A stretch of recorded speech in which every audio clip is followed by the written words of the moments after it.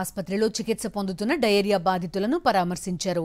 వైఎస్ఆర్సీపీ నేతలు రాజధాని ప్రాంతంలో డయేరియా రావడానికి ప్రభుత్వ నిర్లక్ష్యమే కారణమని ఆరోపించారు మాజీ మంత్రి సీదిరి అప్పలరాజు.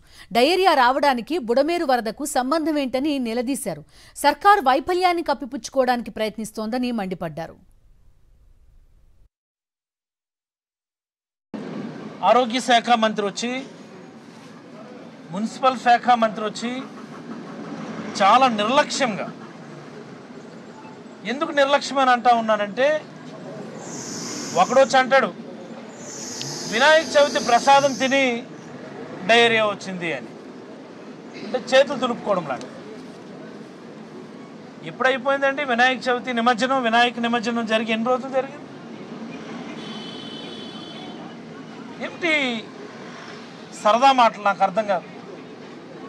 ఇంకో మంత్రి అంటాడు ఇది బుడమేరు కాలువ దగ్గరలో ఉన్నటువంటిది, మరి బుడమేరులోకి జనరల్గా వరద నీరు వస్తుంది కదా, దానివల్ల కలుషితం జరిగి ఇక్కడ డయేరియా వచ్చింది అని.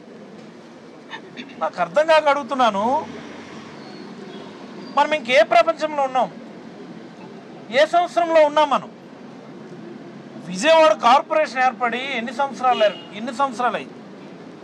అంతకుముందు మున్సిపాలిటీగా ఫామ్ అయ్యి ఎన్ని సంవత్సరాలు అయింది?